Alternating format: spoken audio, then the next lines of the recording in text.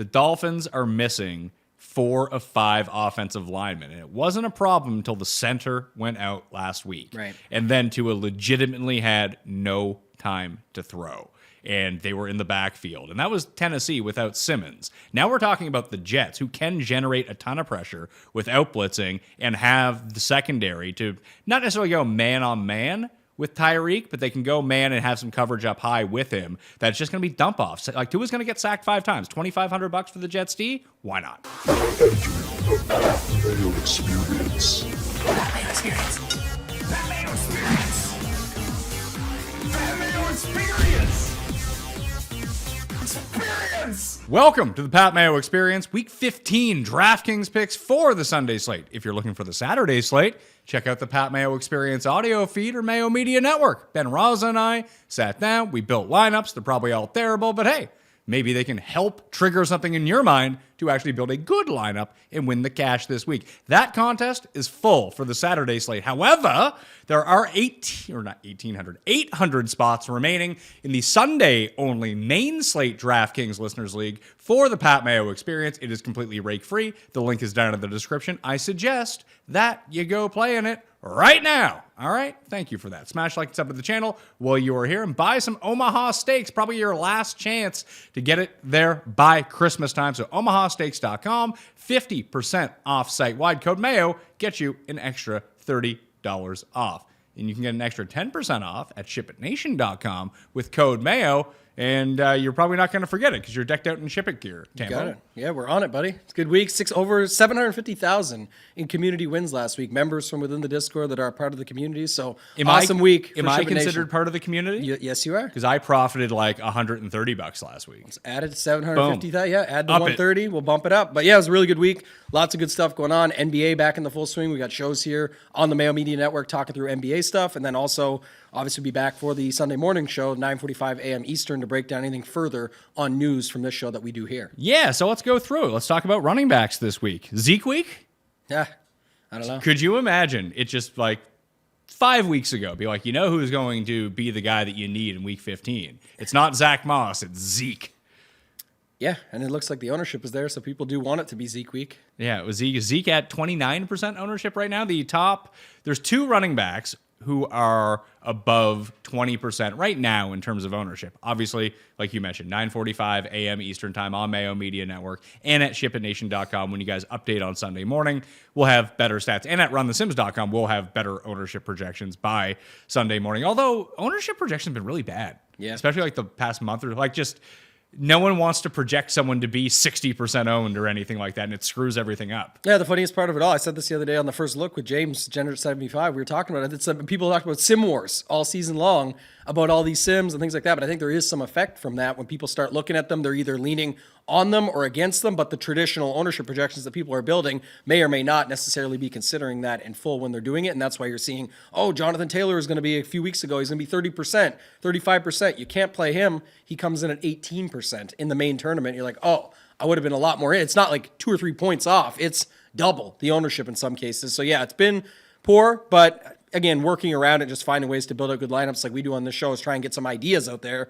That's kind of the key here. And Kieran Williams would be another example. He shows up with Zeke, but then how many are going to do the Kieran Williams with Stafford, with another pass catcher, with a run back? If that, there's other ways that you can get different within it. Yeah, because I locked Zach Moss last week. Didn't turn out great.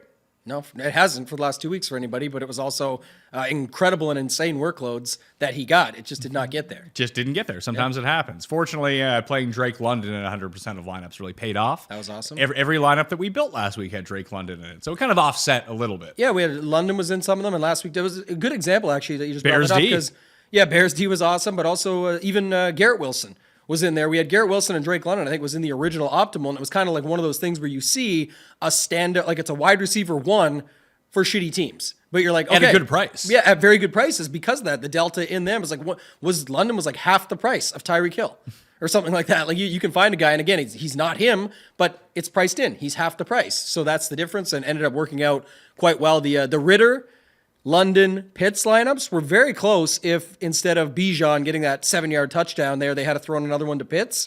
That would have been a really good stack because that would have kept up with the Ingrams and the Njokus of the slate, and not many people were on Flacco. So The big I built around 3 quarterbacks last week, as we did on the show. I built around Purdy, Ritter, and no, I can't remember. I forget who the other one was as well. I think it was Lamar.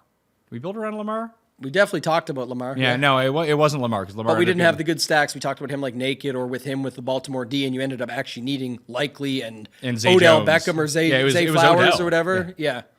Zay Jones, not Zay Jones. People liked Zay Jones last week. Well, It was he a had good spot. he had 14 targets, so he Yeah. really should have been better. You'd think. Yeah, he was a really good play. Just again, another one that didn't work. You can't play him anymore. He sucks, right? It's like one of those things. So back to the running backs. Zeke around 30% at the moment, shows up in the optimal around 27% of the time because he's $5,800. Kyron Williams $7,500, around 25%.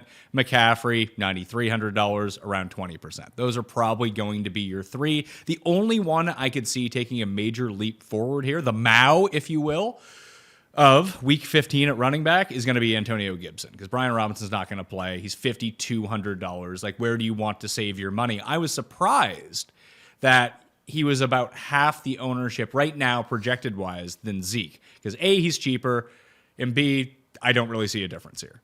Also, C, he fits the game stack that we're going to talk a lot about. Exactly. And Stafford's in the optimals for everybody. Anywhere you go, you're going to see it this week. The price, it's almost like a 49ers light with the Rams this week because like if you would normally go Brock Purdy, CMC, and one of Ayuk, Debo, or Kittle, you kind of can do the same thing this week with Stafford, Kieran Williams, and then pick your poison on Puka or Cup. Whatever else you want to do from there is up to you. DeMarcus Robinson. Robinson. Who's the tight end too? That's the other guy. Well, Higbee should be back this week. Yeah, he might be. That's true. The other guy, I forget his name, was like Allen or something. Like And he was Davis Allen. Yeah, so either way, from start to now, and we'll get there on Sunday when we got the final updates, it is a way that you can build that out. But how many people are going to want to play Kieran and Gibson in the same lineup? There's another way, right? Even with them both showing up some ownership. I mean, that's what I was going to do. Like, why wouldn't I do that? Yeah, Because game flow wise, it actually makes a lot of sense because sometimes you don't want to play the running backs against each other because you want one team to run the ball 48 times, the other team to pass the ball 50 times. But in this situation, as touchdown favorites, the Rams should be running a ton, and they ran against Baltimore live. If you can run against Baltimore in Baltimore, you can basically run against anyone, I feel like, at this point. But Gibson's just going to be involved in the passing game. So it's actually good if they get down. That's just more valuable touches for him. Yet when people go in their optimizers, they still set up rules to say no, at most one running back in the game, or like so they can't be against each other, right? You don't want the opposite back against your back. That happens often. So setting it up both ways, if you're not going to get on the Stafford stack and you want a way just to get pieces in that game, playing both of them should be just fine. People tried it last week with Mixon and Moss. Mixon was pretty good. Moss could have done more, but at least got the opportunities. It can work. And then the other thing, Pat, was like I said, if you go Stafford, Kieran Williams, and pick your poison on the pass catcher, still putting Antonio Gibson, that's probably less likely than most people are going to go and try and pick somebody else, whether it's a Logan Thomas, a Terry McLaurin, something like that, where they're trying to get somebody in on the other side as a pass catcher. And like you said, Gibson could be that guy. You think we're going to get A-Chain? I don't know what's going to happen with him here, but we'll see. If he doesn't play, does that just put you on Mostert? I have interest in both of them right now anyway, personally, but Okay, so I guess I should reframe that question. If A-Chain is out, Mostert at $7,100. Yeah. I don't think that you then see a 25% Kyron Williams, who's $400 more expensive. Yeah, You'll see a 30% Mostert. yeah, I think you phrased it good. I was saying like that's my point. If I'm already interested in both and then one goes down, that just makes it easier for me. I would love that. But right now it kind of sucks because I'm like, if HN's in, and then it's like, oh, I got to pick between, and every single one of those lineups, you can leave the 100, you can just drop the $100 off, almost have to re-import it and add the other guy. And I do not want to do that. So I prefer the situation you just mentioned. And I still think McCaffrey, I don't know if it's getting held in check or if people are just seeing all these 22 and 23 point performances and being like, he sucks. That's not enough. But I mean, there's going to be a 45 plus game here soon, I think, and this could be the one. So we'll see. It's funny because on the Saturday slate, Raza and I talked about what you and I talked about last week when it came to Cortland Sutton, where he just catches a touchdown every week, yet he is nowhere near an optimal lineup. Yeah. Because he doesn't actually have any upside. And then we talked about Russ as a part of that slate as well. It's like Russell's probably going to be one of the, He's probably going to be one of the top 3 scorers of the 6 quarterbacks, almost for sure. But he's almost assuredly going to be number 3. Yeah. Like, we went through his game log. He has scored between 13 and 18 DraftKings points in 10 straight weeks or something. Yeah, it's not often when you can just peg it that clean. You're like, so he's going to be in the top 3, almost guaranteed. But he's going to be number 3. But I can also guarantee he's going to be number 3. It's like, well, that's pretty easy. If we could bet on that, that'd be great. But. And he'll eventually have an outlier game where they don't run it in or whatever, and Sutton catches 2 touchdowns for once instead of 1, and he gets to 22 points. But when we started building out those lineups, like, who's the one quarterback we're not going to play? It's like, we're not going to play Russell Wilson. Yeah. We'll figure it out elsewhere. Well, I'd rather play Trubisky, although he might score 0 points or negative points, but he could rush in 2 touchdowns and score 30. Yeah, you're taking that 0 floor. Well, maybe probably not 0 as a quarterback, but you get what we're saying is a really low floor versus the potential ceiling. Whereas the guy with somehow nicknaming himself Mr. Unlimited is literally extremely limited, no cap, no ceiling at all. It's just the guy that just stops at 18. He never gets that extra touchdown, but it's always the what if he did. If he throws just one more to Sutton, and it never happens, 18 points. I forgot about Mr. Unlimited. Oh, God, one of the worst of all Remember time. the one where he was doing the thing? Like the TikTok reel, just pointing to I love the Lord. I love touchdowns. Yeah, and they were filming him. I remember when he first got to Denver, the Let's Ride. Remember Broncos country, Let's Ride, and they kept. But someone had the version of like them filming him rehearsing it and stuff. It was just incredible stuff. So projected ownership currently at wide receiver on DraftKings for week number 15, according to RunTheSims.com. Code Mayo at RunTheSims will get you 10% off. Prop Sniper cleaned up. You would have cashed an annual membership. The only thing that didn't win in the Prop Sniper last night was an Eckler alt over receptions. So, And a Quentin Johnson 2.5 I wanted.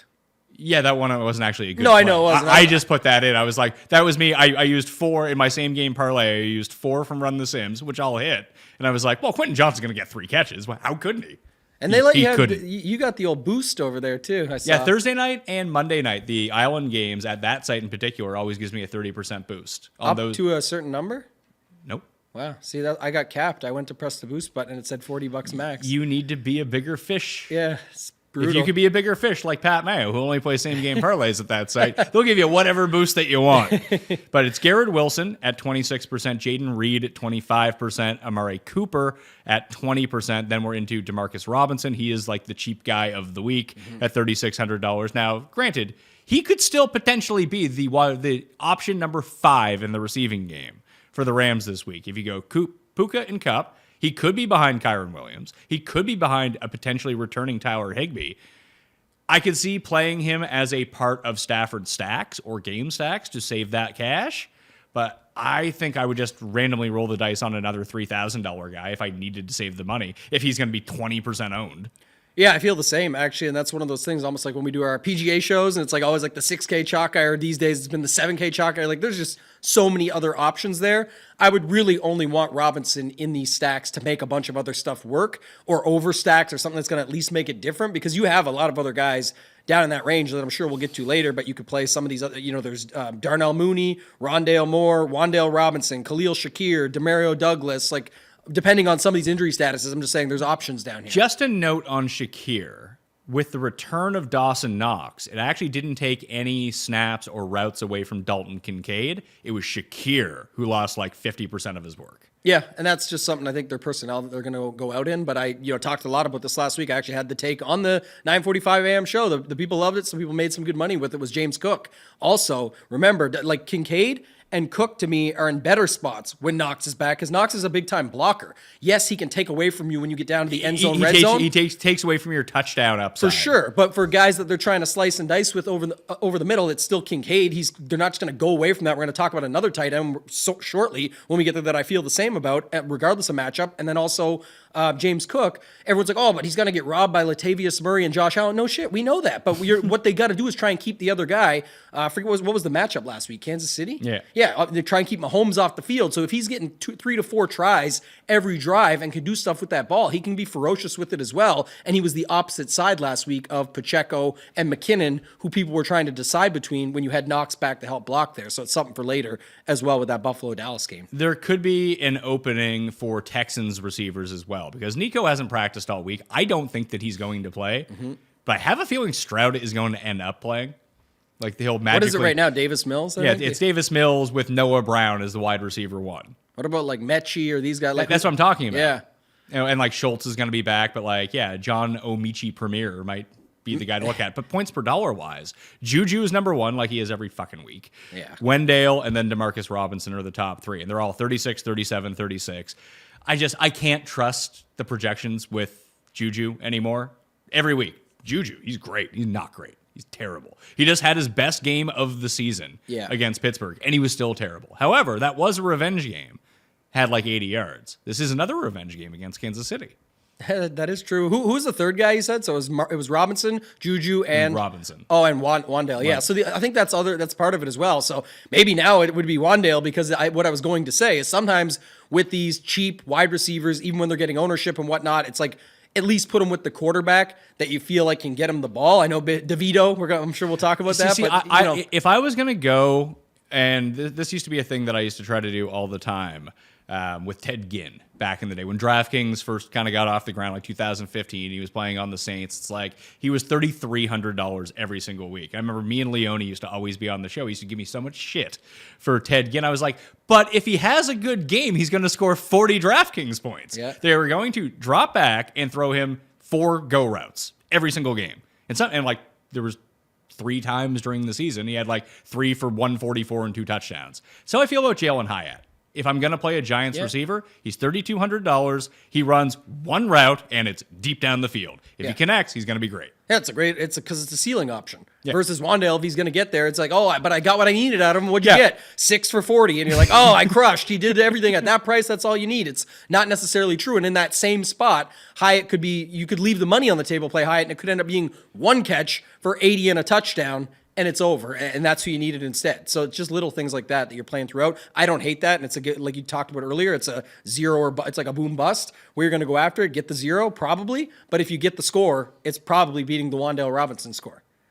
Yes. Right? That just based off of that. Even though you saw Wandale on your screen all day, you're like, oh, I thought he did good. Yeah. No, Hyatt took 1 catch at the end of the game, and it won. Wandale had 7 catches for 21 yards. Yeah, it's like, it happens, thanks. man. And he probably fumbled. Definitely or got happens. hurt.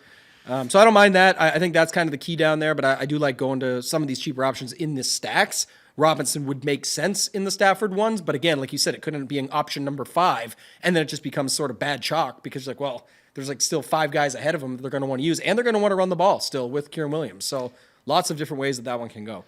Tight ends and defenses, very briefly. Njoku coming in over 20% now.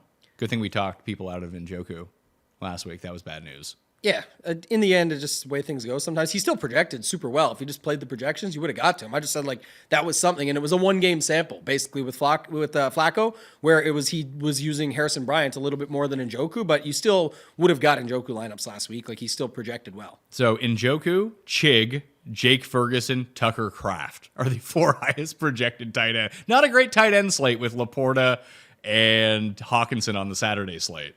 Yeah, that guy I was going to talk about earlier was Trey McBride. Yeah, so Trey McBride is $5,200. He is even at $5,200, one of the most expensive, $500 more than Njoku, is the best points per dollar play at tight end this week. Yet I don't see it getting there for the ownership yet. I don't. Well, it's 7% right now. I think it's going to be lower.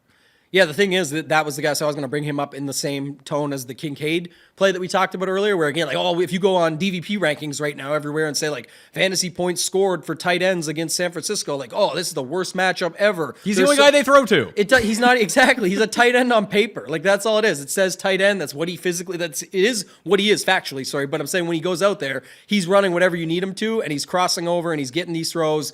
I got no problem with him either way. And at $5,200, I hope people think that's expensive because I have interest in him for sure. The only other guy, I mean, if I'm not going to cheap out at tight end, which I might end up doing, it's like either 100% Kincaid or I'm playing Taysom Hill at 55, who should be back. Yeah, I've never had interest in him, so I don't usually get caught up in that one. But I would guess like Ty Conklin might be the move, $3,100. Conklin's fine. He's a little bit on my radar there. Tucker Kraft at $3,000 does actually make a lot of sense, but I don't think that he's markedly different than Cade Otton on the other side, who's a third of the ownership. Yeah, who got there last week? Yeah, he got that touchdown at the end for 9 DraftKings points. But this would be an example too. Again, I don't know what you see on Love going back to quarterback, but tying it all together is if you said Jaden Reed was popping, for ownership. Kraft is up there a little bit popping. Then Love you go 9%. right. So if you exactly, so you put all three of those guys together, and then find a guy on the other side if you want or whatnot, and go from there. How popular is that actually going to be when you consider all the other of the Staffords, the Brock Purdy's, the Josh Allens, all the other places people are going to go on this slate? I think that could still be fine. 2 defenses project above 10% at the moment, the Bills and the Rams. The Bills exclusively because they're $2,400. I will not be playing the Bills this week at defense. Who's the other one that I like? Like chalk defense against the league's best offense. I know it's outdoors, and I do like the Bills in the game, but I can see how that goes horribly wrong. Yeah, Like if they were 1% at $2,400, sure. 15% at $2,400, I'll just take it. I'd almost rather play the Cardinals at 20. I mean, I don't want to play the Cardinals against San Francisco, but you get my point, I think. Well, the other thing is too, like we talked. Like I'd rather play the Patriots at $2,300. I'm definitely in on that. I was just about to say that for sure. Or the Jets against Miami. Like that's actually the play. Jets against Miami. How much are the Jets again? They're $2,500. was. I haven't projected at 2%. What the fuck are people doing? Yeah, those two are the ones I liked. Talked about those in the first look show, both of those. But also your Pollard take earlier is also going to now be possibly leverage if Buffalo is going to get up 15 to 20%. I don't know how many people are going to play them together as much as the optimal actually has them both in there. Yeah. It's like that would be the thing. Projections do show that Pollard is, I don't quite understand why. Like his workload continues to go down, yet now people, I guess his price went down with it, so people want him. But the Dolphins are missing 4 of 5 offensive linemen. And it wasn't a problem until the center went out last week. Right. And then Tua legitimately had no time to throw. And they were in the backfield. And that was Tennessee without Simmons. Now we're talking about the Jets, who can generate a ton of pressure without blitzing and have the secondary to not necessarily go man-on-man with Tyreek, but they can go man and have some coverage up high with him. That's just going to be dump-offs. Like, Tua's going to get sacked 5 times. $2,500 for the Jets D? Why not? Agree. And same, even on the New England side, I'm fine going up. It's at home. It's against Mahomes. I get it. But I'm just saying, I like your Jets take better. It's $100 more, but I know what's happening here as well. Secondary piece of this is Buffalo, Dallas, huge total. Buffalo, Dallas, big prices on everybody salary-wise. Save you money. So, well, it's not just that. It's like when you go to if you can't get to a game, this is what people have done all year now, and it works in a lot of cases. You and I have talked about it plenty of times on this very show, is, okay, I can't get to anybody in that Dallas-Buffalo game. I'll just land on the Buffalo D and hope they come through. Last week, a bunch, myself included, played some Kansas City D. When you're not landing on anything else, if you didn't get to Pacheco, or you had Pacheco with, not Pacheco, sorry, last week was CEH with the Kansas City D, it didn't feel great, but you were like, if I just land there, then so be it, because I can't get to much else within that game, and that's what's happening here also. Just play the cheap Buffalo D then. Was CEH the first running back you can remember in a while that had to miss time and miss out on fantasy points because his pants ripped? I didn't even realize that happened. Yeah, that's why he's on the sidelines, because his pants ripped. I thought it was just part of the original before the game thing with Rappaport came out and said, like, scared everybody off at the last minute. I was like, oh, actually, McKinnon's going to split everything with him now. Well, no shit. McKinnon always, when it's McKinnon and CEH and Pacheco's not there, McKinnon's the better play, always. Because he actually scores touchdowns. The thing is, people wanted, like, I thought this too, like, especially, they used him a lot more last season towards the playoffs, But they need it now. But now we're getting closer, so that's probably why, yeah. It's tough. The price was 42 versus 48. I think that was the difference as well. It was. I'm just trying to take a look at some of the other defenses that I think that could be all right this week, because, like you said, there's not a lot of great paid down options at both receiver and tight end like there's been in the previous weeks. Mm-hmm. Like the pay down options are kind of at running back, weirdly enough. Like the non-$7,500 guys, you could play 3 running backs in the $5,000 range and like feel pretty good about it, it seems. You play Gibson, Zeke, and someone else and be on your way. But at defense, people are, I think the ownership projections aren't necessarily wrong, but it has Bills, then Rams. The Rams are 3,100. I think that anyone above 3,100, doesn't matter who it is, how good the matchup is, people just aren't going to get there. So like Browns at 3,500. Like I like Fields this week. I think Chicago is going to win the game, but I'm wrong a lot. And then you have Fields against what's statistically the second best defense in the league, the best defense on this slate. He could turn the ball over 5 times. Yeah, he takes sacks, free sacks, things like that you can pick up off him as well. So, to me, I mean, I don't have much else there, but I guess like the other ones for whatever. Are you seeing like Green Bay popping at 3K? That was the other one that I was leaning towards, but I don't see them popping at all. They're like 3% owned. Yeah, I mean, like for like projections and stuff, I'm seeing them up the board, but no ownership with them. So that's why I'm seeing them pop off the page as far as like if you were going to that 3K range. Yeah, I'd rather they play- look like the option. I don't fully see it, but I just see that number popping. I would rather play Green Bay than play the Rams. Yeah, I mean, I don't have as much interest in this Buffalo and Rams defense and not just because of the ownership, but just like at least the Rams, Hal just throws the ball a million times. You can get opportunities. I can see where that one comes in play. So I like them more than the Buffalo one. I think the Buffalo one is just a product of the slate, the savings, not getting to a lot of that game and people landing there versus Dallas actually making big mistakes. Yeah, the move would actually be, if you want to get sneaky in that game, this is a 1% owned defense at $3,200. Play the Dallas defense instead of the Bills defense. Opposite side works I fine. understand it's more expensive. No one is playing it. And if you kind of had to map out, because if you're going to have a defense that breaks the slate, like the Raiders kind of did last night, who did it make more sense for defensively? And Jake and I talked about this on the ranking show when I ranked Vegas above the Chargers. And the reason why, it's like, well, you have a defense that has Max Crosby and can get into the backfield. And Crooked Tillery's there as well. But it's a backup quarterback that we really know nothing about. People kind of got thrown off the scent of Easton Stick because he made that one really deep pass last week to Quentin Johnson. It's like, oh my God, like what a rope. Like maybe he sucks. Yeah. And he will just throw you the ball. And that's exactly what he did. Yeah, And we were on the network yesterday doing the show, and that was one of the chat was saying basically like, oh, I don't like defenses on this slate because we always do this when it's backups. You need opportunities. I was like, I said I disagree wholeheartedly because I think that's the case with a guy like Stick. They want to see what he's got. Like, why not let him do whatever? Try and run it, take sacks, fumbles, throw the ball, get picked, whatever. And sure enough, just got absolutely destroyed. And that's what can happen in those spots when it's not just a backup that they're going to hand the ball off with. And conversely, when you think about Dallas and Buffalo, well, I do think that Buffalo wins the game. I don't think they win the game by 20. I don't think they're going to rout Dallas by any means. And that probably means that they don't turn the ball over in that game. However, I do see a scenario. I don't think it's as likely, obviously, because I'm going to be betting on the Buffalo Bills. But Dallas just wins by 25. Why? Because Josh Allen turned the ball over 4 times. Yeah, and they scored a touchdown that way. I think that's very possible. I don't like the Bills side this week as much, and I think the line says it all. I mean, both teams have been good, sure, but at the same time, the Bills have got lucky in some spots as well. And at the same time, it's 2. Like the spread is 2 on. I know it's a DFS show, but just to say it, I don't mind the Dallas side of that one. Yeah, it's come down as well. It opened at 2.5. It got to 1.5. Now it's back up to 2. If people have been tracking that throughout the week. Optimal lineup from Run. Zisims.com. Probably don't use the Z. You can use the T when you go search that, or just hit the description. All that stuff is down there right now.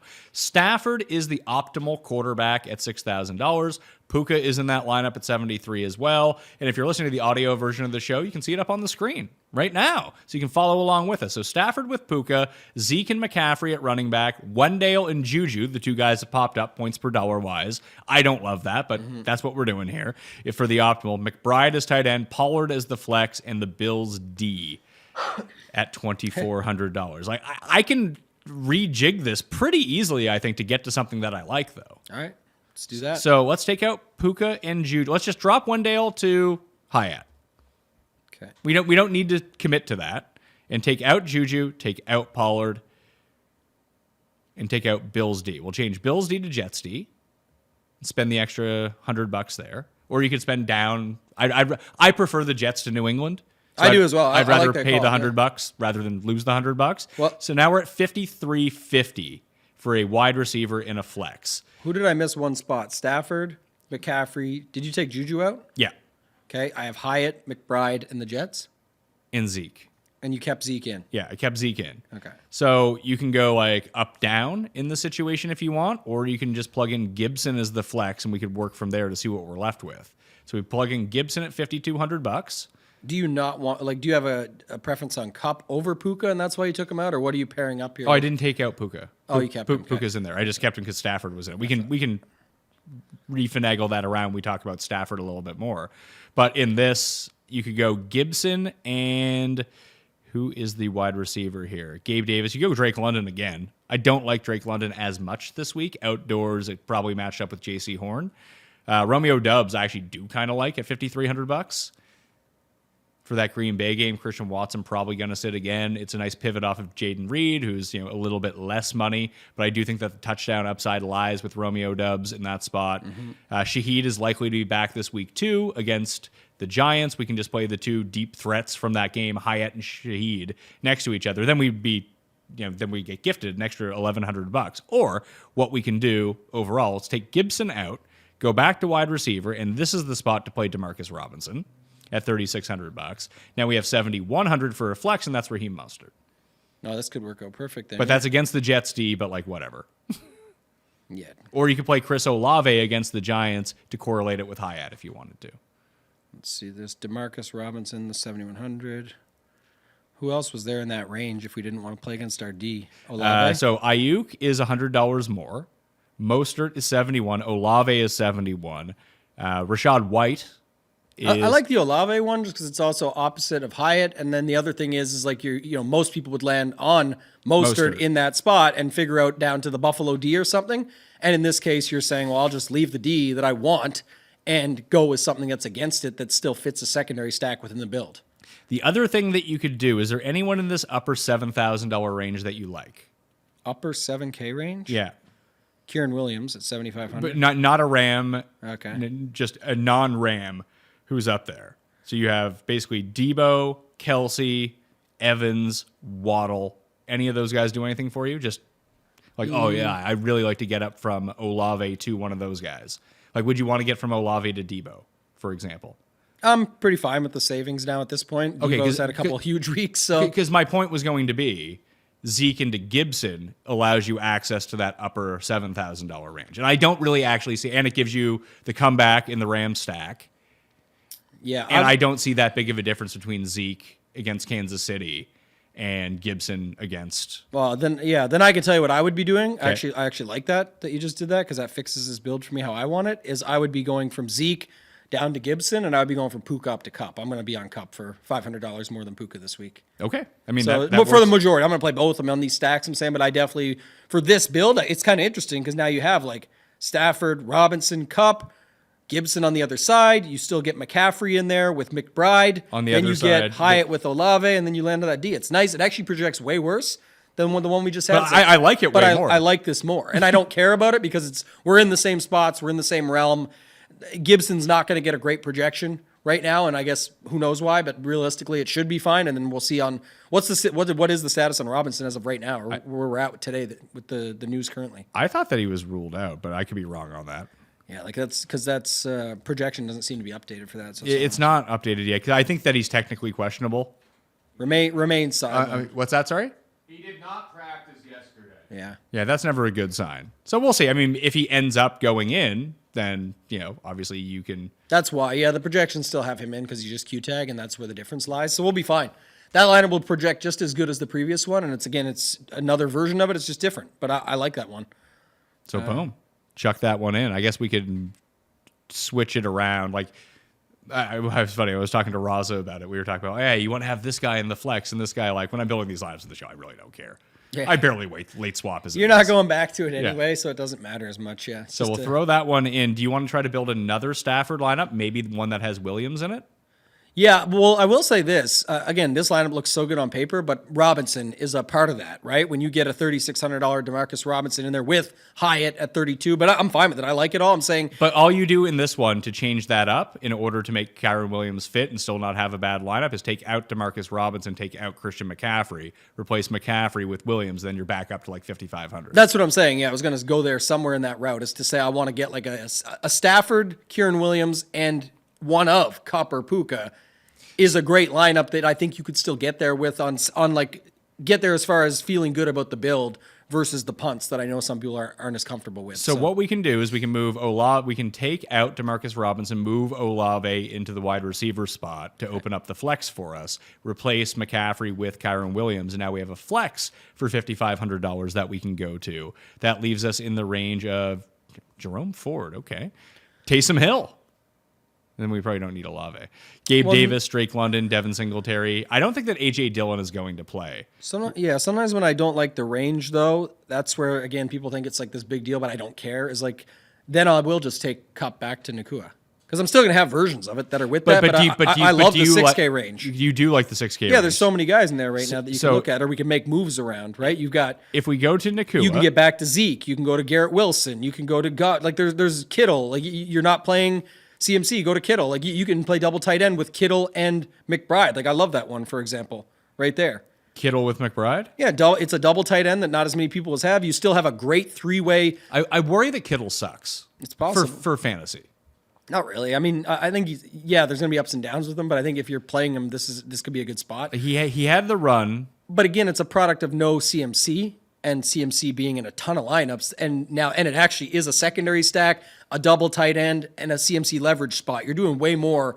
It's more levels than just like picking a guy. That's why people are like, oh, who's the guy? This guy or this guy? It's levels, Jerry. Levels. Yes, exactly. Look at the lineup and make your decisions off that. We now have it's a Stafford, Kieran Williams, and Puka Nacua stack as opposed to DeMarcus Robinson. We still kept Hyatt, but we have Olave. At least it makes a little for a back and forth. Antonio Gibson on the opposite side. We don't have some of these crazy chalk pieces like Buffalo D or Ezekiel Elliott that we're like, who knows with that? And then you land on something that makes sense at the bottom in a McBride versus Kittle back and forth in that game, in the dome, decent total, everything that goes with it. So let's try this one more time. I'm going to enter that one, and then I'm going to re-import it, and I'm going to get rid of Cup.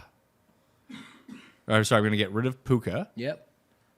And I'm going to replace him with DeMarcus Robinson.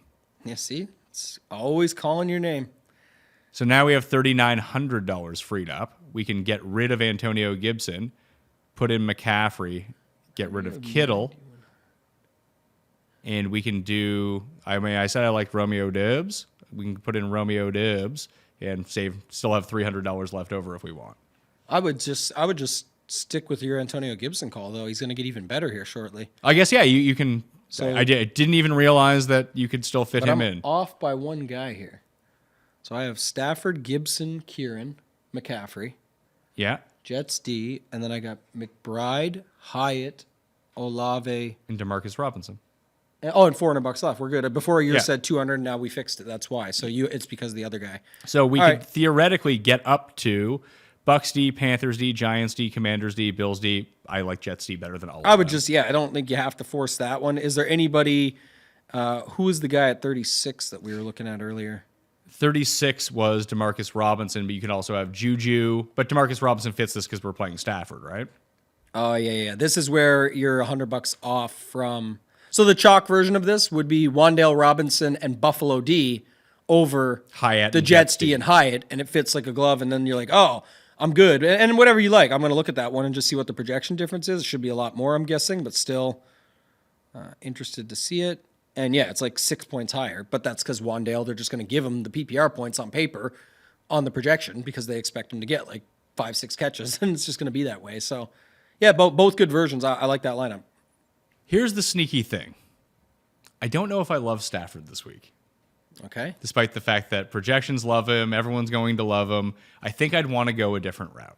Because I want to play Kyron Williams, for sure. But I really do think that's where the points come from in that game is him. Yeah, you Not can necessarily do that, yeah. him alone, but like 3 touchdowns or something. Like that's the upside. Like he has the most upside. I think he might even have more upside than CMC this week. Okay. So we just start with just him and then pick a different stack to build around. That's what I want to go with. And he actually pairs very well with Gibson, too, if you need to save the money. You know what else could be interesting is just playing Williams and the Rams D. Whereas like Rams D were picking up steam earlier. Yeah, when but you talked about, like, I don't like Rams D is the problem. I don't hate them as much as you seemingly do. Like Hal literally chucks the ball 50 times. No, I understand. Those are the reason. most opportunities on the slate. I understand the reasoning behind it, and I don't hate them as in like objectively. I think they're a bad. I mean, I don't think that they're a good real life defense. That doesn't really matter Right. for this context. It's just I see similar options that are cheaper that I can squeeze in more value into my lineup somewhere else. Yeah, I was thinking another way. If you're just going to play Kieran Williams, I think that's always fine to pair it up that way and just get a different that because there's going to be a lot of Stafford stacks, and if you got people going away from it, they are going to land on Kieran. So how else can you get different? I think it's going to be where we go with the stack. What are you looking to get to here? Fields, Okay. Fields, and DJ Moore. Yep. Fields is 7,000. Fields, DJ Moore, Cole Kmet. Do you need him? Probably not, and he doesn't even really save all that much money. 4,500. Yeah, if he was like 3,500. This was the lineup that I won all my money with. One last good week. news is he's opposite Njoku, and like the chases on Garrett Wilson and Njoku that are out there now. It's like, oh, it worked last week. Let's get back to it now. That could be something too, right? You get the opposite side of that. Is there anybody on Cleveland that you like Amari? Elijah Moore. Elijah Moore. He's the cheap one. Stick with him. He didn't really pop last week. I mean, just they decided not to cover Njoku last week, like at all. So why throw it to anyone else, really? And I know Cooper came back, saw a lot of targets. The Moore game was after Cooper had gone out, but I do think that there is a connection between Flacco and Moore. And just because it doesn't pop up for 1 week doesn't mean it's non-existent. Good players have bad games. Elijah Moore's not even a good player, and he had a bad game. It happens. I have interest in this stack. I definitely have more interest in Cooper. Because okay, let's put in Cooper then. No. I'm with you on the Moore, but the reason I want to say is there's two things. One is he's $200 more than Garrett Wilson, and he literally fits the exact mold of what worked last week. What we're talking about. You're talking about a wide receiver one on a team that, again, maybe some people are giving Flacco credit right now and making jokes and elite and off the couch into this result and all these other factors. But the point would be is you're getting that wide receiver one at an extremely discounted rate, and he literally just got 14 targets last week. So we'll put Jets D in. Okay. So now we have our little mini stack built. I don't think we need to go anything crazier here. So do we just start plugging in the pieces that we like again, like McBride? Yep. Is there a cheap tight end that you like? I guess I was fine with Komet when you brought him up. Oh. Because he's opposite of Njoku and he's $700 less savings than McBride. But then it depends what else you want to fit in this. But I don't want to play Komet solely for part of my read on this game is that I think the field is going to have 2 super long runs. And I want him to score touchdowns on those runs. So I need him to score both on the ground and through the air. And I'm hoping through the air it's to DJ Moore that with the way that I think that this lineup would hit its upside or Fields hits its upside, he's not going to throw 4 touchdowns and rush 2 in. He might throw 2 touchdowns and rush 2 in. Like that's what I would consider to be optimal for him of what I want to get out of him. That I just hope they go to DJ Moore and not separate it out. I like it. I'm in my head. All I can think about right now is like prop sniper Pat. That would be like your Twitter name if you're like one of those betting tout guys. And it's like you're like literally pegging it. You're like, no, I can't do this because I think Fields is going to have 2 long runs this week. Like you've been in the prop sniper a lot lately, obviously for good reason. It's crushing. I just think that's that to me is like, yeah, let's just bet it. That way, I do like your call on how it can work out. But it just happened. But it's also a part of how Cleveland's defense is situated. Pizzola brought this up on the Best Bet Show, and it's something I just noticed watching the Cleveland D every single week. Like their EPA per play is super low because they just stuff guys behind the line of scrimmage so often. But they do give up some huge runs every single game. And when you take a look at the defense that Fields really excels against on the ground, man coverage. No one plays more man coverage than the Cleveland Browns. You just get the defenders turned around. Fields makes one guy miss, and there's literally no one there. Yeah. I like it. I was trying the double leverage angle of no Cooper Njoku instead of into Njoku, Komet instead of Njoku. You're doubling down on it. I would rather. You don't need it. I would just rather play McBride. Yeah, and that's good. Let's do that for this one. Or Taysom Hill. No. I don't even know if he's going to play. He's playing. We'll see. I mean, he's not Trevor Lawrence in terms of toughness, but he's a tough guy.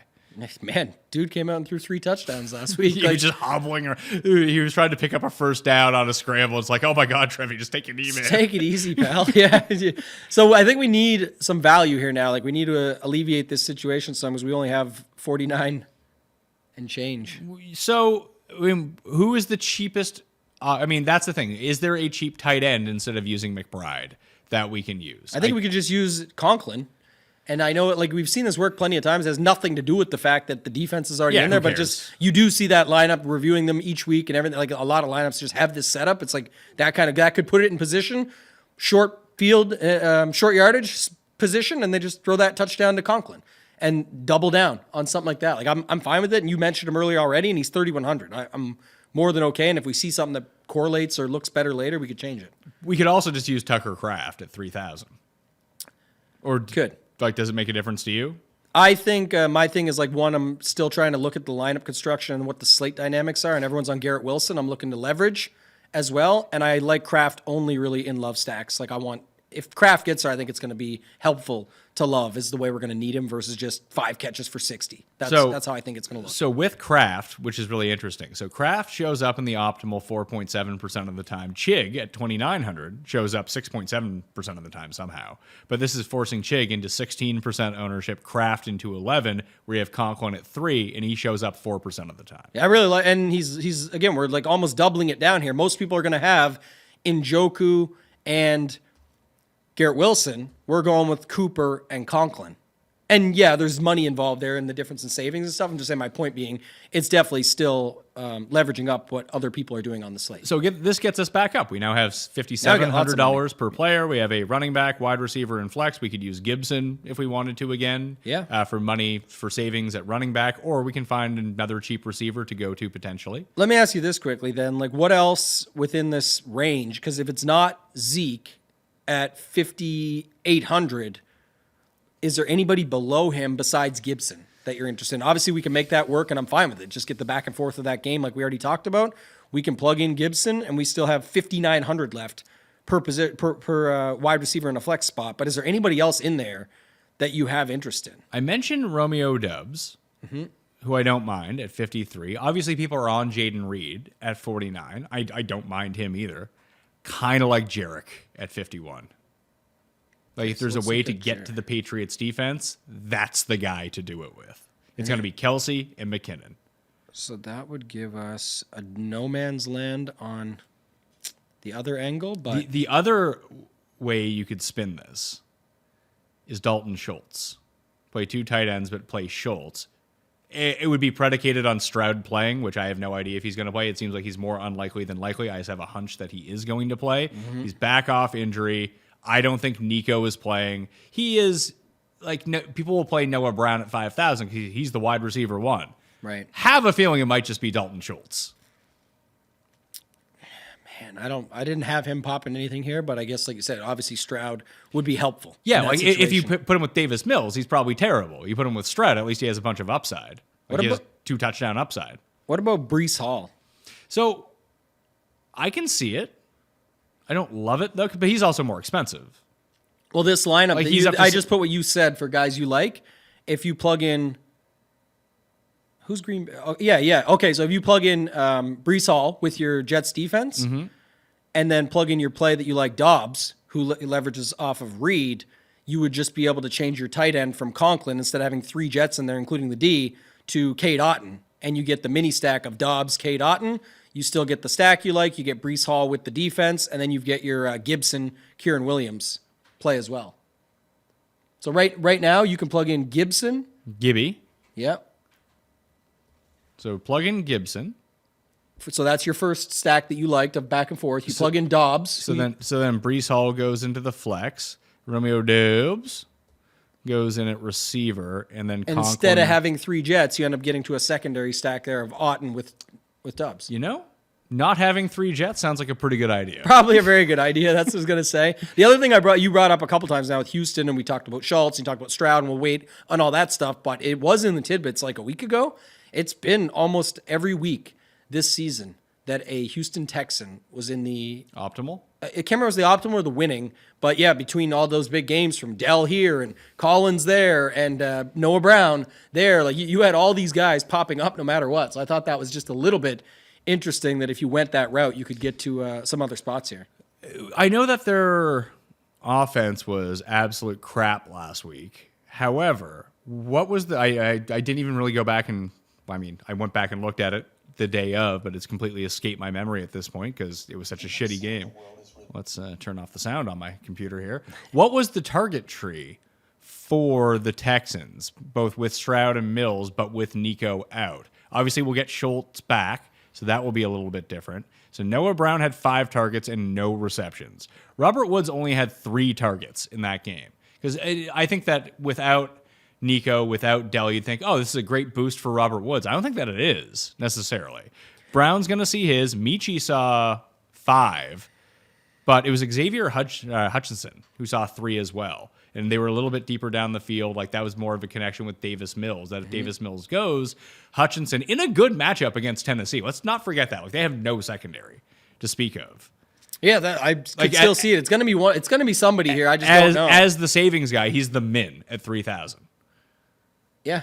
Well, As a one-off savings guy, or if you did want to use DeAndre Hopkins or Derrick Henry. Someone yelled at me because they were like, why is Derrick Henry? I was on the ranking show. I had Derrick Henry, like every week I rank him at like 18 now amongst all running backs. It's like, yeah, he scored 2 touchdowns. He averaged like 1 yard per carry in the game. Like he's not good anymore. You better have to bet him for a 2 touchdown bet or something. Yeah. And even then, the odds aren't that great because they also could expect that too. So it's tough in that spot. I see what you're saying, but like this spot here, I think you could just get away with playing one of these Houston guys and taking the shot. I just don't know enough about Hutchinson to know like beyond like what if it is Davis Mills? Is that helpful because maybe they played together more in practice and stuff like that? Like maybe it makes sense that way. I don't know. Let's take out Hall, Dubs, Otten. We'll put who was the tight end with Conklin? Old Conks. You want to put Conklin? Oh, yeah, that's fine. Put him back in. Yeah. Too bad Tanner Hudson's not on this slate, so I could play him even more. Okay. So at least this wide receiver in flex. Let's throw Michi in at 3,200. That leaves us 8,600 for. Can we rig this where we get McCaffrey back? I guess is my question. It doesn't seem like we can. No, but I actually like this lineup quite a bit. Kamara? I'm just canceling your previous thought and taking Mechie out and putting in your guy Hyatt. Okay, yeah. Who was 3,200, and you got Kamara in there. That lineup's sick. You got Fields, Moore, Cooper. You're back and forth of Gibson, Kieran Williams, which I like. Hyatt with Kamara, and then Conklin with the D, which doesn't even really matter. It's just a bonus whatever. Like I said, maybe they get a pick, put him in short field, and next thing you know, they throw a touchdown to Conklin. We've seen this plenty of times, but I really do. I don't hate your Hyatt call anyway already. We need this 5 for 109 game, not any of these other games. Like that. Again, people are like, oh, that's like you're taking a huge risk there. Yeah, we are. Of course we are. You're trying to win $1 million here or something, and this is the risks you're going to take. But man, I don't know if you were watching last week. Again, it'll depend on the Taysom stuff we just talked about. I just, for some reason, don't think he's going to play. But just in general, Kamara had, I think, 13 at the half and finished with 13.5. Overall, like DraftKings he had 3 points. catches for negative 11 yards. Yeah, it was brutal. I'm just saying at 8,600, it's there. But now you could do other stuff. So here's what I would like to do in this lineup: take out Kamara, Hyatt, and Cooper, and go to Elijah Moore. Yeah, and play Christian McCaffrey. And Christian McCaffrey. Yeah. That's the first. We're doing this a few times now, guys. Yeah. It's starting to catch on here. First thought that I had. Yeah, I knew it was happening. So let's go, Elijah Moore. And that leaves us 4,000 for a receiver. So who's in that range? Oh, Juice Luton. We can play Dutch golfer, Juice Luton. What about Douglas, assuming he plays? Pop. Because we don't like Juju, but I like Pop. Oh, Pop's 39. I didn't realize that. Yeah. That's money. Easy. That Easy lineup game. looks good. See, these Did lines not are realize he coming was together. $3,900. He's going to play. He passed protocol, right? But also, don't you feel better just... Oh, he remained limited on Thursday, missed back-to-back games. He should be fine. I think he's going to be fine. But just noting this... like, If not, I will play stupid Juju, if that Sure, but like that's what I was just going to say. Juju and Wan'Dale Robinson. And DeMarcus Robinson. And those guys. Or we're playing Douglas and Elijah Moore that fits the stack. Like, to me, this is just way better. And all the other positions are pretty solid. Everything else we're getting in this lineup looks pretty good. Yeah, I like that one. All right, so there's Fields. Who do you want to build? Should we build like a Dak or Josh Allen? That game has a pretty high total, from what I hear. I would want to build a Josh Allen lineup. Let me just look. Yeah, I'd build a Josh Allen version. All right, let's go with Jersh. Chuck him in. $8,200. Who do you pair him with? It's either... Does this feel like a game where the stars come out to play? Well, it's tough because it depends on if Bland is going to keep jumping routes and cheating over there. Because that'd be great, actually. Yeah, that's what I'm thinking. So you paired Allen with Dallas D. Yeah, that'll be the starting point. I'm saying, like, this is the difference. If Diggs or Gabe Davis was popular last week, and he's like... As someone who played Gabe Davis? He's like an expensive Jalen Hyatt in some cases, where you're waiting on that big week, but you got to also pay for it too. But would you rather go Davis, Kincaid, Davis, Diggs, and Kincaid? What do you... Shakir? What do you think? I would want to play Diggs solely for the fact that no one is playing Diggs. Yeah. Like, if there's a good time to play Stefan Diggs, it's in a primetime matchup when no one is playing him. And then you could play him with... Diggs and Allen. We could go with Kincaid. How much is Kincaid? 53 is too much money. How much is... Knox is 2,700. Ah, screw it. I don't want to play Knox. But just take the touchdown and move on. Do we need to overstack like this? Can we just play Allen with Diggs and hopefully that's the way it goes? You can. I just mean last week he was back. He still got almost half the snaps, got almost 40 yards on 3 catches. He's 2,700. All right. We're going to need money in this. I can promise you that. So I'd rather do it that way. Who is the Dallas guy? Lamb. Or do we go back to Paul, Cooks? I need your help on this one. Which Dallas offensive player scares you the most? You can't play Lamb. Okay, then we'll play Cooks. We have to. Yeah, I just didn't know if you looked. There was like 4,200 left. So let Paul go ahead. Like, if Dallas beats the Bills by 30, who's the guy that just stomped all over them? It's Lamb. Yes, sir. I'll put my microphone. No, you don't need to put it on. Paul said Lamb. It's Lamb. Who's going to cover him? Yeah. Like, their secondary's so banged up. Even double coverage, like, Micah Hyde's hurt. What are we going to have? Are we going to suit up DeMar Hamlin? Is Maybe. he going to be out there? Comeback player of the Yeah, year? you can't risk his comeback player of the year. This is you guys have been talking about this. I've seen it everywhere about this. It's like I don't know. People hate you if you say it, but it's the comeback. But I think he needs to do something. I know people say it's not the comeback story of the year, which it is. It's the comeback but story. That is what the award is. But the award is the comeback player. Yeah, of the he year. is a player in the NFL. He came back from being dead. He wins. Yeah, that's what's Okay. happening, and good for him. I mean, I'm happy that the guy's alive. I'm saying that it is interesting. Like, everyone's making up that there needs to be like this end of the year pick six that's going to seal it for him, while the rest of the field is still out there. Like, there is guys that are out there. I don't know how it's going to play out. Sounds like we need a new Photoshop. Superimpose Tambo's face onto that. So if we go Allen with Kieran Williams and Gibson, Diggs, Cook, Knox, and Jets D, we have 51.50 left. Okay, let me get this in. Gibson and How Kieran, much is CD? 92. That's a lot. But we're going to be able to go there in a second. We can do a quick flip of this lineup after. Let's finish this one out, and then I got the plan. So we've got 51.50 left. Now that you've mentioned that Pop Douglas is only $3,900, I just like playing him as a one-off. Okay. And then we get up to 64, which is actually Brees Hall with Jets D. Yeah, perfect. Let's go with that. Remember when Adam Thielen was awesome? I do, but the funniest part of that is still that it was like, dude should be 9K if no one's going to play him. He should have been 9K. Yeah, but they're like, if no one's going to play him, you need to just plug him in every week. He crushes at all those prices. He gets to 7,500 and people freak out. They're like, are these guys nuts? 7,500 for Adam Thielen? This guy's not that good. It's like, well, which one did you want? You can't have both. But I do think we need to figure out now to get back to Lamb. You got to swap Diggs and Cooks for Lamb and No, you don't. Davis. See, this is where you get too much in your own head here. This is where you get. Here's what this we is do. where you become poor because you try and jam everything. Yeah, we're jamming. see it. All No, right. we're jamming. We're going to keep Kieran Williams in here, too. So we're taking out Brees Hall for now. Yeah, taking out Brees Hall, Okay. and we probably need to lose Douglas. Oh yeah, you're going right back down to Hutchinson in this lineup. Maybe let's see Lamb and We can go with Michi. Lamb. Actually, we can go with Hyatt. That actually 32. So now we have $3,100 for a flex. I assume a tight end is probably the best option here. It's Conklin. Conklin with Jets D again. Yep. Well, I mean, stick to the theme. I would at least in that scenario. Yeah, it's bam. see, Look at that puppy, man. You got Josh Allen, Diggs, Knox with Lamb on the other side. Your boy Hyatt, your double running back in the same game with Gibson Williams, and our Conklin Jets D pairing that we're just waiting, and people are going to be tagging us all over Twitter when it's a Jets pick, drop at the 10, next play, throw touchdown to Conklin. That's what's going to happen. Trying to see what else. You don't. I think like for the Alanis Marset. no, you got it here. This is when we have the lineup that can stick with the same theme. the Sims. But I think it's more like, can you just go back to Gabe Davis here and fix this lineup? No, Gabe Davis sucks. I'm over that guy. He really hurt my feelings. It's got to be almost the same though. It's like Lamb and Gabe Davis, or Diggs and Cooks Diggs and Lamb.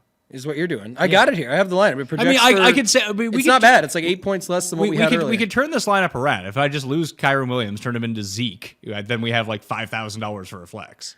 So let's leave Knox in tight end and get rid of Conklin. One sec. I want to play this lineup first. Yeah, that's good. I'm going to go switch it to Zeke. And that gives us 4,800 for the flex. So we could drop down to potentially Patriots D, play it with Zeke, and then we could play Jaden Reed if we wanted to. It's Njoku, Watson, who's doubtful, Ferguson. Oh, Ferguson. Bam. Look at that lineup. We just go double. Double tight end within the 5-man game stack of a game that's pretty uncomfortable for people to get to, and you still have Diggs and Lamb. This could just climb the leaderboard all afternoon, and people are like, damn, how did they fit all those guys in? It's like, well, just needed this to happen. Would there be any realm where you would want to play Ferguson over Njoku? Because this is a double tight end with Njoku. No one's doing that. Because you Yeah. could just play Njoku instead. Yeah, I'm not as high on the chase as what everyone's going to be, so I don't care. I'd rather just overstack the game, but I don't hate your New England D call here. And then what did we get at 5,000? Isn't that your boy? Thought there was somebody at 5K you really liked. No, there's no one at 5K. Jaden Reed's probably the best player right around here. I mean, you could say... Oh, it was Noah Brown. Noah Brown. Noah Brown is there. You got to get a Houston guy in. That's how you win. That's 12 weeks of winners, man. But yeah, I don't know if there's another angle to go here. How much was Robinson? DeMarcus Robinson? Yeah. 3,600. So you need 400 back. So here would be the move, I think. If I was looking at this, like if you really wanted to leverage this situation, play Donta Foreman at 5,000. He's basically Chuba Hubbard light. Hubbard just gets like 25 carries a week, regardless of what the score is, and maybe he can score some touchdowns. Foreman's going to get the majority of the work in that backfield. They're going to try to run the ball, and they're probably going to be ineffective doing it. But if somehow they get down near the goal line, he's getting all of the touches. Did you try and talk me into this last week? Yeah, he was good last week. He got 9 fantasy points. He played 39 of 71 snaps. They have 3 dudes. Yeah, well, they got up by so much. Yeah. You don't normally see them up by that much. They're like, yeah, screw it. We'll play Roshan. Yeah. It's a challenge for me is like targeting these spots. But at least to your point, if you weren't on field stacks there, which we're not clearly, we're on some insane stack trying to fit in Diggs and CD Lamb together. Hey, trying to fit in the two best receivers in a game that has the highest total, I don't think is that crazy. It's fun. I will give you that. And I thought the lineups we came up with weren't that bad. So you're really going to be in a good spot if the other stuff gets there for you. And then you've got that climbing the leaderboard, because the other thing is, it's kind of funny with it, is the Washington LA stuff is also in the afternoon. It's in a little bit earlier set, but it's right there. So you're kind of waiting on everything for the afternoon. You have late swap options as well. So the funny thing is, last week it was Purdy who I played, was my other one. It was Fields, Purdy, and Ritter were my 3 builds. Mm-hmm. All 3 of those builds hit. Yeah. All of my one-off pieces were so bad. I think combined, the other 5 players in my lineup scored like 12 points. And I was with you, and that's what was annoying, though, is because Njoku broke the slate. And in the end, he did, but like no one was really on Flacco and Njoku's. So if we could have got a Pitts touchdown, a second one, sorry, he had the 36 yards. I needed Otton. Otton was kind of my guy. Right, or you had that going or something along those lines. You had something there where you could have, at least with the Pitts side, I know that was one where I was feeling bad about the Njoku stuff, and I was like, well, wait, if I get one more here, I'm going to have Ritter is going to be at like 36, and Pitts is going to be right up there and better point per dollar than Njoku. So there's still opportunity. But then in the end, it ended up being Njoku and Ingram both being in the same lineup opposite of each other in the same game or something. It was just nuts. One more stack. Let's build it out. Where do you want to go? Do you want to... I'll throw out some names here for you. Tua. No reaction. Okay. Brock Purdy. So that was going to be the name I was going to stop. The other one I was thinking about was Kyler. Kyler with McBride and McCaffrey, and see what that leaves Let's us. do that one. Okay. I like that. I actually do like again, you guys know I talk about this all the time, and you know this as well, but like opposite side, Purdy is still going to get some love here, and it just continues to work. So why wouldn't it? Exactly. It's been incredible. But trying out on the other side, I've got no problem with it. The only thing is, I will say, Pat, and I just be comfortable with this, is I would just honestly go Murray, McBride, CMC. That's what I was going to do. And not try and figure out the rest as no much. Michael Wilson, no Dortch, no Hollywood Brown. Just these are the 3 that I know. Yeah. Even last week, I know it's going to be like... And hope Murray runs it in. Yes, but last week, for example, you saw the Lamar ones where we talked like this, and then Odell did get there, and Zay Flowers did get there, and you're like, well, remember, if it gets there, you're going to be so unique that way. I'm not saying don't have any where you're plugging in whoever your guy may be, but you can get out of control with it, where I also think you can get away with something like this and just go this route. So what do you want to have in here after? Your Gibson, Kieran? Gibson with Kieran. Yeah, I like that. Jets D. And what do we have left then? We have $4,600. It's almost like we always have a core on this show. Yeah. And the best is like when our core hits one week, there's going to be all these people that dupe these lineups and ours and all this stuff. Well, it's happened like, I'd say like every 3rd week, like the core of like randos hits. Yeah. Like last week, it was 100% Moss, 100% Drake London. Like the London play was great. Yeah. Moss said it came through last week. We had a lot more action up there for sure. Do you like Douglas over Juju here? You think? Yes, Just try it out? absolutely. I like Douglas over Juju. Or we just use Hyatt again. Maybe we have too much. Yeah, we'll leave that thought open for a second. This puts us at 5,000, which was like, okay, this is actually interesting. We can go Douglas, Hyatt. And then I landed on Reed, Marquise Brown, and just talked myself into the triple stack. But going back to it, if you Yeah, go Douglas, but there's Hyatt, here's the problem though. There's no receiver in that range who's any good. DJ Moore is the best one, but we don't have enough money for him. We're $100 short. Then we're down to like Thielen and Hopkins and Rashee Rice and Amari Cooper. Okay. And they're significantly cheaper. okay, but Than the in money this we need. spot, okay, for example, in this spot, another thing beside what I talked about earlier, which I would just do it, and Can I'm we going so to. get Olave in and drop down Douglas? No, I would keep Douglas and Hyatt like you had. Yeah. And I would go to New England defense. Because you want to double dip with Douglas. That's Punt fine. return What I touchdown. was actually going to say, and then I corrected myself, so I kind of don't want to go there. I was going to say, I know Buffalo's ugly and they're chalk, and we said it. But honestly, for a spot where I can get DJ Moore, which is a piece of stacks I like in Fields and everything else that goes with it, I'm fine with it in that spot because I know we're already unique with Kyler and Hyatt and all this stuff that you can eat the Buffalo D, not who you play, how you play them. But I would actually go with New England here because the double dip's kind of fun, and we like the New England, and we're not playing Kansas City guys. So I'm okay with that as well. Yeah, and that gets us DJ Moore. And it's 2 points off your optimal. If we could have found $100, if we could have found $200 or $100 more, we could get to Olave to be on the other side of Hyatt. What is going on with our computers today? I don't know. That's It's just- weird. I had a meeting yesterday and just like I so rarely have my volume turned on. But I used to like Siri came up for some reason. I don't know why, but anyway, I probably said that's serious. maybe let's not say that ever again if that's the case. What is the last thing you just said was going up to Olave, right? Yeah, but we need $100 somewhere. Okay, so if I go to Olave, I don't know where you save the $100. And do you like 1v1? Do you like Olave or DJ Moore better? probably more. Still, again, we'll wait and see on the news. But that's why. Then you know what? I don't care. I don't need to have Hyatt correlated with Chris Olave. I just don't. If it means, then I would have to change Hyatt out, or I'd have to drop Douglas into Juju or something stupid like that. I don't want to do that. Yeah, it really messes up the whole build in the scenario of like what we wanted with this one. So I would just leave it with what we had. So Kyler with McCaffrey and Kyron, Yep, Pop Douglas, or Super DeMario. I like that one better. So do I. DJ Moore and Hyatt with Trey McBride, Antonio Gibson in the flex, Patriots D. I look very much forward to Brian Robinson playing, and then I have to go rebuild all my lineups. Or Just leave it. mega mind it and just leave it. I mean, that's probably what would. I wouldn't be mega mind leaving it. I would forget and leave it. Yeah, it'd be opposite of mega mind, so that's perfect too. Yeah, I know. I like that lineup actually, and it projected just of note. I'm not sure if you heard it because of the stupid Siri thing, but it was only 2 points off your optimal All right. with that build, and it's much more unique. Like the ownership is way less. I think that'll do it on the Pat Mayo Experience. All right, We got the Christmas party tonight. I'm excited for that. I think Meanie's coming too. You guys can duke it out. FTN versus Ship It Nation. The Who real cares? rivalry there. The good news is with us, we don't care about anybody. Like we're cool with everyone, so it doesn't matter. Like we have so many partnerships and friendships and relationships, networking, all that stuff. We're happy just to be cool with everybody. Meanie's the man. Look forward to it tonight. I'd rather be. I love you. I'd rather be there with.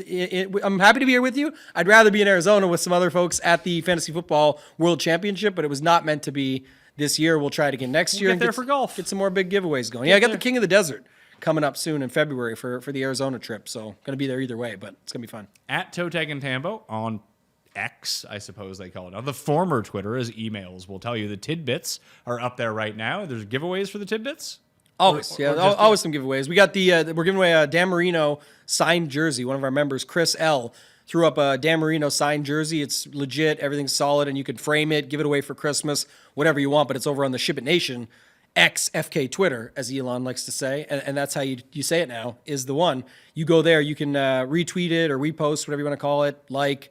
Get in the giveaway, subscribe to the Ship It Nation YouTube station, and get in on the action there. We're going to give that away this afternoon. I wonder if Chris L is related to the heavy from the movie The Room, Chris R. I don't know. Maybe he's related to Chris M for Chris Meany. Maybe. We'll see see. about it. We'll ask Meanie tonight. Tonight? If he ends up coming. He lives a ways away. Okay. He was like an hour and a half away. So to come in, park your car, stay the night, if it was me, I probably just wouldn't come. But hey, hopefully he can end up coming. Play in the Listeners League. There's 800 spots left right now, so I'd appreciate if you go fill that up, just like I would appreciate if you smash the like to this episode and sub to Mayo Media Network. Tell some friends we were there as well. Buy some Omaha steaks. Use code Mayo at Ship It Nation and run the Sims. Get yourself the great content. Get yourself the great optimizer and simulations, and boom, you can win some money. All right, Pat Mayo. Good luck this weekend. I'll see you next time. Pat Mayo Experience! Experience!